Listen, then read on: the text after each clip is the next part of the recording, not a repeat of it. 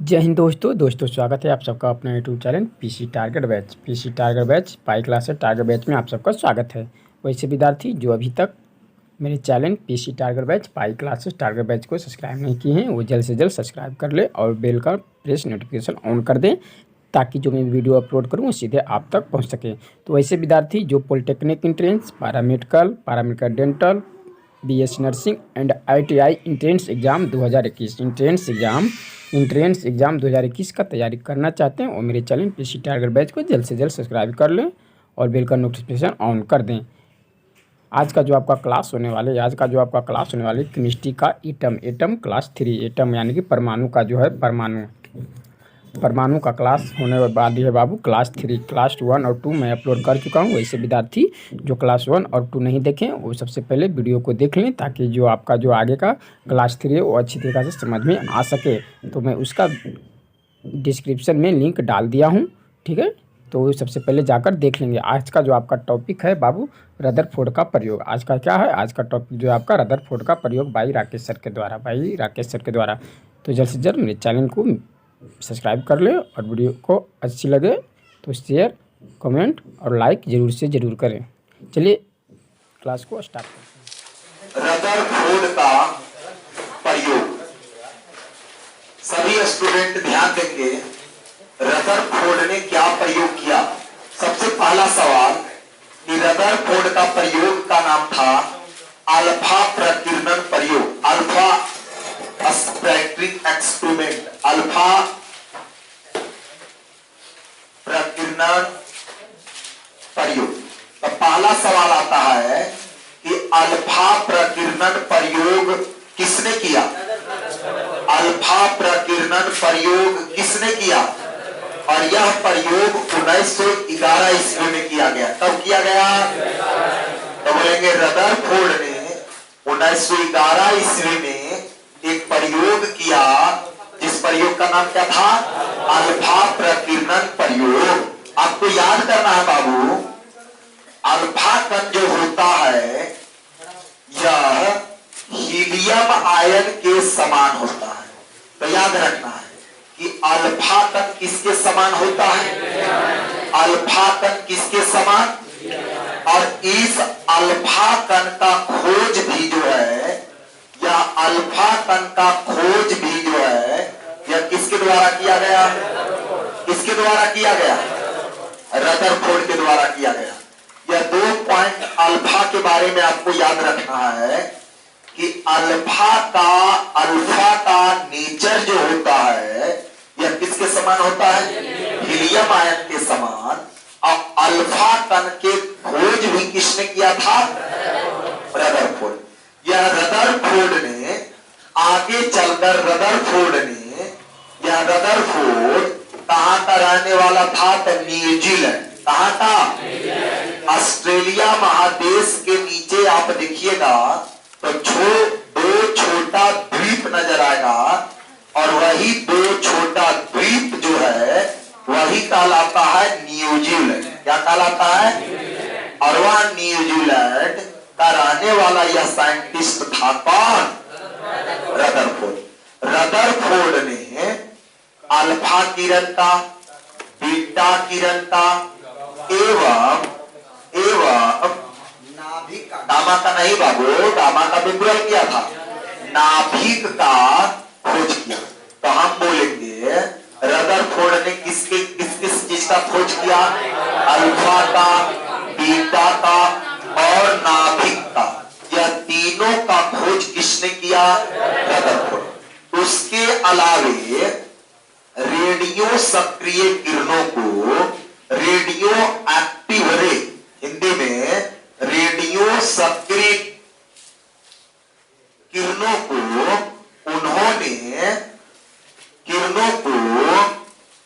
Rutherford ने 3 भाग में बांटा। रदरफोर्ड ने अल्फा, बीटा और गामा में वर्गीकृत किया। तो हम बोलेंगे रेडियो सक्रिय किरणों को 3 भागों में बांटने वाला कोई पहला आदमी था। तो वह पहला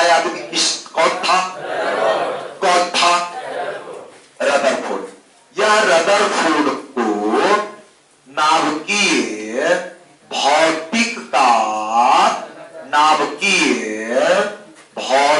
का पिता कहा जाता है, नाभिकीय भौतिक का जनक। तो हम बोलेंगे फादर ऑफ न्यूक्लियर फिजिक्स किन्हें कहा जाता है? किन्हें कहा जाता है? रदरफोर्ड फिजिक्स के नाभिकीय फिजिक्स के बारे में उन्होंने बहुत सारे कॉन्सेप्ट दिए, जिसके लिए नाभिकीय भौतिक का क्या कहा गया? जनक। तो हम लोग कितना पॉइंट पढ़े? इतना पॉइंट को रदरफोर्ड के बारे में जरूर याद करेंगे। पहला कि रदरफोर्ड का प्रयोग तो क्या कहा गया? अल्फा प्रकीर्णन प्रयोग। जो कब किया गया? बोलेंगे अल्फा कण किसके समान? कौन आयन के समान? और इसका कण का खोज किसने किया? उसके अलावे यह किस देश के थे? उन्होंने क्या क्या चीज का खोज किया? अल्फा, बीटा और नाभिक न्यूक्लियर का खोज किया। उसके अलावा रेडियो सक्रिय किरणों को उन्होंने कई भागों में बांटा? कौन कौन? Alpha, beta, gamma. उन्होंने क्या किया?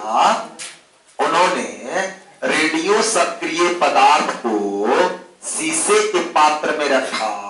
क्या चीज के पात्र में रखा? तो बोलेंगे रेडियो एक्टिव पदार्थ को किसके पात्र में रखा जाता है? किसके पात्र में? और जब यहां से एक पॉजिटिव प्लेट ऊपर में रख दिया था और नीचे में एक निगेटिव प्लेट, तो यहां से जब देखा कि अदृश्य किरण निकलता है तो कुछ किरण पॉजिटिव प्लेट की ओर आकर्षित हो जा रहा है और कुछ किरण निगेटिव प्लेट की ओर आकर्षित हो जा रहा है और कुछ किरण बिना आवेशित हुए अपने सीधे चला जा रहा था। कैसे चला जा रहा था? तो उन्होंने इस आधार पर रेडियो सक्रिय किरणों को 3 भाग में बांटा। बोला जो माइनस की ओर आ रहा है उसको अल्फा बोल दिया, जो प्लस की ओर गया उसको बीटा बोल दिया, और जो आवेशहीन कण था उसे उन्होंने क्या बोल दिया? तो हम बोलेंगे अल्फा पर कौन आवेश होगा? तो पॉजिटिव। क्यों? क्योंकि जो किरण निगेटिव की ओर कौन आकर्षित होगा? जो पॉजिटिव रहेगा। जो पॉजिटिव की ओर कौन जाएगा? जो निगेटिव रहेगा। और जो किसी ओर नहीं जाएगा तो मतलब इस पर किसी प्रकार का कोई आवेश, तो इसलिए उसे बोला गया उदासीन। क्या बोला गया? तो इस प्रकार से रेडियो एक्टिव रे को 3 कणों में बांटने वाला वैज्ञानिक कोई था। तो कौन था? कौन था? अब आइए रदरफोर्ड ने क्या किया? अब प्रयोग देखते हैं कि उन्होंने अपने प्रयोग में क्या क्या किया। तो अल्फा प्रकीर्णन के प्रयोग में क्या किया? तो उसका 2-3 बातें याद करना है कि अल्फा प्रकीर्णन प्रयोग का, ये अल्फा प्रकीर्णन प्रयोग का तो पहला बात में आप लोगों को ध्यान रखना है कि इस प्रयोग को करने के लिए 100 नैनोमीटर के पतले स्वर्ण गोल्ड का पत्थर लिया। कितना नैनोमीटर? तो बोलेंगे 100 नैनोमीटर। एन का मतलब नैनोमीटर। हम लोग जानते हैं कि 1 नैनोमीटर का मतलब 10 के पावर -9 मीटर। तो 100 नैनोमीटर पतला, थिकनेस पतला, क्या चीज का? गोल्ड का। क्या चीज का? गोल्ड का पत्थर लिया। पत्थर मतलब ब्लेड, पत्थर मतलब पत्ती, ब्लेड लिया। तो हम बोलेंगे उन्होंने अपना प्रयोग करने के लिए किस चीज का पत्थर लिया था? किस चीज का लिया था? किस चीज का? कितना मोटा? कितना पतला? 100 नैनोमीटर, बहुत पतला। अब आया कि सर सोने का काहे लिया? तो हम लोग मेटल नॉन मेटल में पढ़ेंगे कि सबसे ज्यादा पतला आघात वर्धनीय धातु सोना है। सोना से ज्यादा पतला पत्थर किसी का बनाना संभव, इसीलिए उन्होंने सोना का पतला पत्थर लिया और इस पत्थर पर अल्फा कणों का आघात कराया। किसका आघात कराया? पत्थर लिया जिस पर अल्फा कणों का बम्बार्डेड, कणों का आघात को क्या बोलेंगे? बम्बार्डेड, आघात किया, अल्फा कणों का आघात किया। जब आघात करवाया बाबू, जब बम्बार्डेड कराया, तो बम्बार्डेड कराने के बाद उन्होंने कुछ रिजल्ट देखा। तो आइए, उन्होंने क्या क्या रिजल्ट देखा? तो पहला रिजल्ट देखा कि अधिकांश अल्फा कण परमाणु के आर पार हो गए। तो रिजल्ट क्या क्या देखा बाबू? तो पहला रिजल्ट देखा कि अधिकांश अल्फा कण परमाणु के, किसके? परमाणु के आर पार हो गए। यानी कि उन्होंने देखा क्या कि अरे परमाणु जो है, अधिकांश अल्फा कण जो था, ये परमाणु के क्या हो जा रहा था? आर पार। अधिकांश का मतलब जनरली, मोस्टली किरण आर पार कर जा रहा था। इससे यह साबित हुआ कि परमाणु का अधिकांश स्थान, इससे क्या पता चला कि परमाणु का अधिकांश स्थान, अधिकांश खाली है। कॉन्सेप्ट क्लियर हुआ बाबू? कि अरे यार अधिकांश स्थान खाली है, कैसे? तो किरणमा आर पार हो गया और उन्होंने साबित कर दिया कि दूसरा, कि परमाणु धन आवेशित, कौन आवेशित? धनावेशित, पॉजिटिव चार्ज, धनावेशित गोला नहीं है। तो बोलेंगे यह बात किसने बोला था? तो याद करिए, कल वाला थॉमसन का मॉडल याद आ रहा है? तरबूज मॉडल में बोला गया कि परमाणु धन आवेशित गोला होता है, लेकिन रदरफोर्ड ने बोला कि बिल्कुल गलत है, परमाणु धन आवेशित गोला नहीं होता। क्यों? क्योंकि अधिकांश अल्फा कण जो है, यह परमाणु के क्या हो गया? तो बताइए, यह चीज सिद्ध हो गया कि नहीं? तो पहला, अधिकांश अल्फा कण आर पार हुआ, उससे दो चीज सिद्ध हुआ। पहला चीज सिद्ध हुआ क्या बाबू? कि अधिकांश स्थान क्या है? और दूसरा सिद्ध हो गया परमाणु धन आवेशित गोला, क्योंकि अल्फा कण पॉजिटिव चार्ज और परमाणु भी पॉजिटिव गोला रहेगा, तो पॉजिटिव एक दूसरे से क्रॉस कर पाएगा, विकर्षण नहीं होगा, रिफ्लेक्शन होगा। विकर्षण होने के कारण ये आर पार हो पाएगा बाबू? नहीं।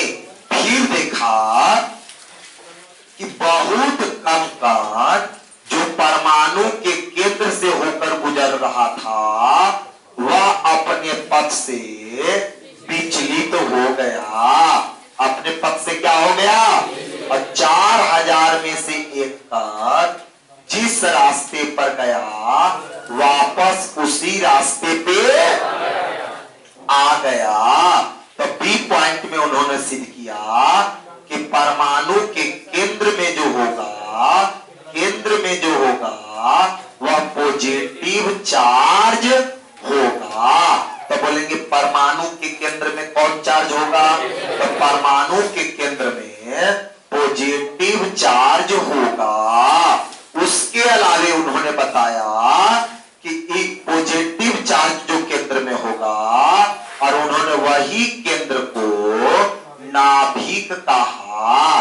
तो बोलेंगे परमाणु के केंद्र को नाभिक किसने कहा? रदरफोर्ड। और बताया कि नाभिक का जो आकार होगा, नाभिक का आकार जो होगा वह 10 के पावर -15 मीटर या 1 फर्मी के बराबर। तो बोलेंगे 10 के पावर -15 मीटर को क्या कहा गया? 10 के पावर -15 मीटर को क्या कहा गया? तो इस प्रकार से उन्होंने साबित किया कि केंद्र में कौन चार्ज है। कैसे? तो केंद्र के आसपास वाला जो किरण गया वो अपने पथ से साइड हो गया। तो मतलब पॉजिटिव पॉजिटिव रहेगा तभी न रिपल्सन होगा। तो इससे साबित हो गया कि जरूर बीचों बीच में कौन चार्ज है। और सी में बताया कि अभी 4000 में से बाबू 10 के पावर -12 परमाणु रहेगा तो तब ऐसे 10 के पावर आइटम जब बोलेगा ना, यहाँ पर याद करना, जब परमाणु बोलेगा ना हो तो 10 के पावर -10 मीटर और सेंटीमीटर में 10 के पावर -12 cm उसको कहा जाता है 1 एंगस्ट्रॉम। बैठ जाइए, बैठ जाइए। तो इस प्रकार से उन्होंने यहाँ पर बोला कि अधिकांश स्थान खाली है। कुछ किरण मुड़ गया तो क्या बोला कि नाभिक में कौन चार्ज है? पॉजिटिव चार्ज है। उसके अलावे 4000 में से एक कण क्या हुआ? लौट आया। बोला आइटम का 99.99% द्रव्यमान मास जो होगा, मास नाभिक में ही रहेगा। कहाँ रहेगा?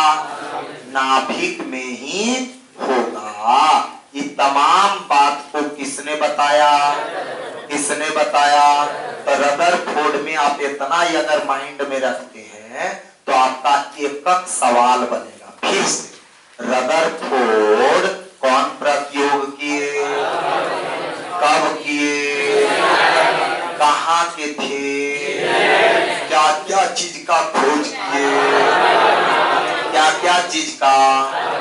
क्या क्या चीज का? Alpha beta gamma. रेडियो सक्रिय किरण को कई भाग में बांटे? कौन कौन? जो पॉजिटिव प्लेट की ओर गया क्या नाम रखा? उस पर कौन आवेश? जो निगेटिव प्लेट की ओर आया उसको क्या नाम रखा? कौन प्लेट? और जो कोई आवेश पर उदासीन जो न्यूट्रल था उसका नाम उन्होंने क्या रखा? गामा। क्या रखा? फिर आइए, नाभिकीय का नाभिकीय भौतिक का पिता किन्हें कहा गया? फिर उन्होंने जो प्रयोग किया उसमें किस धातु का पत्थर लिया? कितना वाला? कौन किरण का घात कराया? तो क्या देखा कि अधिकांश अल्फा किरण क्या हुआ? मतलब अधिकांश स्थान खाली, अधिकांश स्थान खाली। इससे मतलब धन आवेशित गोला नहीं है। और क्या बताया कि केंद्रवा के पास से जो किरण गया वो क्या हो गया? अगल बगल। इसका मतलब केंद्रवा वाला में कौन चार्ज होगा? और केंद्र को ही क्या बोला? केंद्र को क्या बोला? क्या बोला? तो नाभिक का आकार कितना बताया? 10 के पावर -15 मीटर या 1 फर्मी। और अगर आइटम का आकार बोलेगा 10 के पावर -10 मीटर या 1 एंगस्ट्रॉम या 10 के पावर -12 सेंटीमीटर। आइटम का 99.9% द्रव्यमान कहाँ बताया? कहाँ बताया? और फिर बोला, डी में बोला कि नाभिक में पॉजिटिव चार्ज की मात्रा इलेक्ट्रॉन के चार्ज के बराबर होगा। इसीलिए आइटम उदासीन होता है। आइटम क्या होता है? तो उन्होंने बोला कि नाभिकवा में जो पॉजिटिव चार्जवा होगा वो इलेक्ट्रॉनवा के चार्जवा के क्या होगा? बराबर। इसलिए सिंबल मैथ में ऐसे ही देते हैं। इसलिए आइटम क्या होगा? तो आइटम उदासीन क्यों होगा? क्योंकि उसके नाभिक में पॉजिटिव चार्ज की मात्रा इलेक्ट्रॉन पर के निगेटिव चार्ज की मात्रा के क्या था बाबू? बराबर। और उन्होंने नियम दिया, परमाणु मॉडल दिया, और उस परमाणु मॉडल में बताया कि पॉजिटिव चार्ज होगा नाभिक में और इलेक्ट्रॉन वहां इसके चारों ओर चक्कर लगाएगा। कौन चक्कर लगाएगा? इसके चारों ओर लगाएगा नाभिक। तो इलेक्ट्रॉन नाभिक के चारों ओर चक्कर लगाता है, ऐसा कॉन्सेप्ट सर्वप्रथम किसने बताया? रदरफोर्ड। इसे ही हम लोग रदरफोर्ड मॉडल कहते हैं। क्या कहते हैं? रदरफोर्ड का परमाणु मॉडल। कौन मॉडल? तो बोलेंगे रदरफोर्ड का परमाणु मॉडल में क्या बोला गया? परमाणु मॉडल में बोला गया कि पॉजिटिव चार्ज कहाँ होगा? नाभिक में। पॉजिटिव चार्ज कहाँ होगा? नाभिक में। और इलेक्ट्रॉन उस चार्ज के चारों ओर क्या करेंगे? चक्कर लगाएंगे। क्या करेंगे? जैसे सोलर सिस्टम समझ रहे हैं बाबू? जैसे सूर्य के चारों ओर ग्रह और उपग्रह क्या कर रहे हैं? चक्कर। इसीलिए रदरफोर्ड के परमाणु मॉडल को सौर मॉडल कहा गया। तो बोलेंगे सौर मॉडल के नाम से किस मॉडल को जाना जाता है? रदरफोर्ड का परमाणु मॉडल। किस मॉडल को जाना जाता है? किस मॉडल को? क्यों? क्योंकि अपना परमाणु मॉडल का तुलना किससे किया? सोलर सिस्टम से। तरबूज से किया था तो तरबूज मॉडल, उन्होंने किससे किया? सोलर सिस्टम से। इसलिए उसको कौन मॉडल कहा गया? फिर अब कंठस्थ हुआ कि नहीं? बोर्ड पर का तमाम चीज कंठस्थ होना चाहिए। पहला, रदरफोर्ड ने किसका प्रयोग किया? कब किया? अल्फा कण कैसा होता है? खोज किसने किया? कहा? किस देश का निवासी? किस किस चीज का खोज? रेडियो सक्रिय किरणों को कई भाग में बांटा? कौन कौन? अल्फा पर कौन आवेश? बीटा पर कौन आवेश? गामा पर कोई आवेश नहीं। नाभिकीय भौतिक का पिता किन्हें कहा गया? कितना मीटर पतला पत्थर लिया? किस धातु का लिया? उस पर किसका प्रहार कराया? तो अधिकांश अल्फा किरण क्या हुआ? इसका मतलब परमाणु का अधिकांश स्थान क्या है? और किसका गोला नहीं है? धन आवेशित गोला नहीं है। यानी कि हम बोलेंगे थॉमस के बाद को, थॉमसन के बाद को, थॉमसन के बाद को, यानी कि थॉमसन के मॉडल गलत हो गया। क्या हो गया? तो बोले थॉमसन के मॉडल को गलत किसने साबित किया? गलत किसने साबित किया? कैसे? तो परमाणु धनावेश का गोला। तो ये केंद्र में कौन चार्ज होता है? क्यों? क्योंकि केंद्रवा के पास जो गया हल्का हल्का क्या हुआ? मुड़ गया। और केंद्र को उन्होंने क्या कहा? केंद्र को क्या कहा? और नाभिक में उन्होंने बोला कि नाभिक जो होगा किस आवेश से आवेशित होगा? किस आवेश से? क्योंकि केंद्र में पॉजिटिव चार्ज था। तो बोलेंगे नाभिक में कौन आवेश होता है? नाभिक में कौन आवेश होता है? उसका आकार कितना होता है? आइए आइटम, इसका मतलब देखो बाबू, आप फुटबॉल देखे हैं? मान लीजिए कि फुटबॉल परमाणु है, मान लीजिए कि फुटबॉल परमाणु है, तो टेनिस वाला क्रिकेट वाला या टेनिस वाला बॉल उसका केंद्र है। तो देख रहे हैं फुटबॉल कितना बड़ा और क्रिकेट वाला बॉल इतने बड़े। तो इतना डिफरेंस होता है एटम में और न्यूक्लियस में। तो एटम का 99% द्रव्यमान कहाँ होता है? इसीलिए हम लोग आगे चल के पढ़ेंगे कि किसी भी परमाणु का एटॉमिक वेट जो होता है कि P+N होता है। क्यों? क्योंकि P और N दोनों आगे चल के पता चला कि नाभिक में होता है। तो बोला भैया नाभिक में द्रव्यमानवा तो क्या कारण? तो बाद में पता चला बोलस्टिनवा और चडविकवा ने बताया कि अरे नाभिकवा में दो चीज है। बोलस्टिनवा ने क्या बताया? प्रोटॉन। और 1932 में चडविकवा ने क्या बताया? न्यूट्रॉन। तो बोले दो चीज है यार, तो दोनों को मिला देंगे तो उसका एटॉमिक वेट निकल जाएगा। आई बात समझ में? और नाभिक में पॉजिटिव चार्ज की मात्रा इलेक्ट्रॉन के चार्ज की क्या होगा? बराबर। इसीलिए आइटम क्या होगा? उदासीन। उन्होंने क्या बोला कि देखो ये पॉजिटिव चार्ज बीच में रहेगा और इलेक्ट्रॉन इसके चारों ओर चक्कर लगाएगा। क्या करेगा? चक्कर लगाएगा। और उसी मॉडल को उन्होंने क्या बोला? रदरफोर्ड का। और उसको किस नाम से जाना गया? आशा करते हैं कि इतना सब चीज समझ में आ गया। केमिस्ट्री वाला पैकेज आप लोगों के पास है। पहला लेसन देख रहे होंगे, होगा परमाणु स्ट्रक्चर। सादा वाला में सब चीज उतारिए। सादा वाला में जल्दी, सादा वाला में एक साइड है ना सादा, हाँ उसको मोड़ के उसी में उतारिए, पहला पेज में। उसके पीछे भास।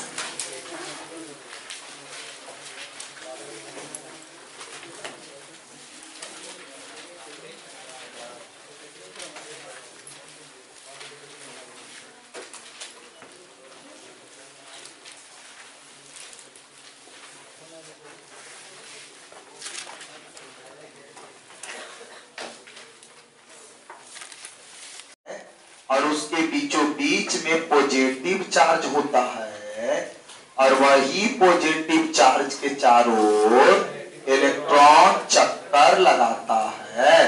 कौन चक्कर लगाता है? कौन चक्कर लगाता है? किसके चारों ओर चक्कर लगाता है? नाभिक। तो उसी समय एक थ्योरी आया उनका, दोष का मतलब एरर ऑफ दिस रूल। क्यों यह गलत हो गया? तो उस समय फिजिक्स के ज्ञाता थे जिनका नाम था क्लार्क मैक्सवेल। क्या नाम था? तो हम बोलेंगे क्लार्क मैक्सवेल। क्लार्क मैक्सवेल ने एक सिद्धांत दिया। क्लार्क मैक्सवेल ने बताया कि अगर कोई आवेशित कण किसी चार्ज के चारों ओर चक्कर लगाता है तो उससे विद्युत चुंबकीय तरंग निकलता है। विद्युत चुंबकीय सिद्धांत। क्लार्क मैक्सवेल ने जो सिद्धांत दिया उस सिद्धांत का नाम था विद्युत चुंबकीय सिद्धांत। तो बोलेंगे विद्युत चुंबकीय सिद्धांत दिया। और यह विद्युत चुंबकीय सिद्धांत में क्या बताया? तो विद्युत चुंबकीय सिद्धांत में बताया कि अगर कोई गतिशील कण किसी बिंदु के चारों ओर अगर चक्कर लगाएगा, किसी बिंदु के चारों ओर अगर चक्कर लगाएगा, किसी बिंदु के चारों ओर यदि चक्कर लगाएगा तो वो चक्कर जब लगाएगा तो धीरे धीरे उससे ऊर्जा निकलेगा। विद्युत तरंग के रूप में इससे क्या निकलेगा? ऊर्जा। क्या निकलेगा? और जैसे जैसे ऊर्जा इसका निकलेगा इलेक्ट्रॉन का कक्षा का आकार घटते जाएगा, रेडियस का मान घटेगा घटेगा घटेगा और अंत में यह जाके कहां गिर जाएगा? नाभिक। कहां गिर जाएगा? इस प्रकार परमाणु का अस्तित्व खत्म हो जाएगा। इस प्रकार यह इलेक्ट्रॉन कहां जाके गिर जाएगा? यह नाभिक में। जैसा ही इलेक्ट्रॉन जाके गिरेगा तो नाभिक में इलेक्ट्रॉन अगर गिर गया जाके तो परमाणु का अस्तित्व रह पाएगा? नहीं।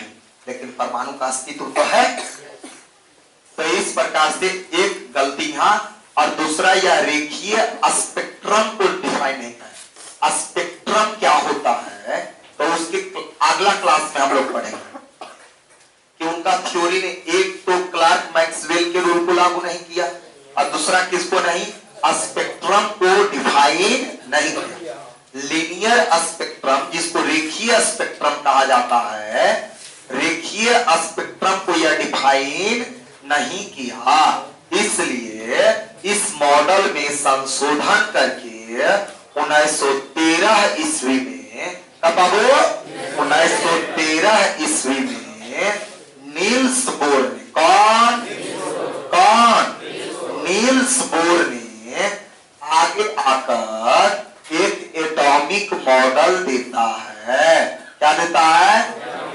एटॉमिक मॉडल देता है जो रदरफोर्ड के गलतियों में क्या करता है, सुधार लाता है। तो इस प्रकार से आज हम एक मॉडल पढ़ गए कि रदरफोर्ड का परमाणु मॉडल में क्या बताया। रदरफोर्ड ने बोला पॉजिटिव चार्ज कहाँ होगा, नाभिक में, और इलेक्ट्रॉन उसके चारों क्या करेंगे, चक्कर लगाएंगे। परंतु क्लार्क मैक्सवेल के कौन सिद्धांत, विद्युत चुंबकीय सिद्धांत के अनुसार अगर कोई आवेशित कण किसी बिंदु के चारों ओर चक्कर लगाएगा तो उससे विद्युत चुंबकीय तरंग का उत्सर्जन होगा, इलेक्ट्रोमैग्नेटिक वेव, अंग्रेजी में क्या बोलेंगे, इलेक्ट्रोमैग्नेटिक वेव का इमिशन होगा, जिससे उसका रेडियस का आकार घटते जाएगा। अंतोगतवा वह इलेक्ट्रॉन कहाँ आके गिर जाएगा, नाभिक में, तो परमाणु का विनाश हो जाएगा। दूसरा, यह रेखीय स्पेक्ट्रम को डिफाइन नहीं करता है। उन चीजों को सुधार करने का काम कौन करता है, नील्स बोर। कब सुधार करता है, 1913 में, और क्या देता है, नया परमाणु मॉडल। तो उस नया परमाणु मॉडल में क्या क्या बात नील्स बोर ने कहा, जिसका अध्ययन हम कल की क्लास में करेंगे। कोई दिक्कत नहीं आता, आज इतना है, ठीक है।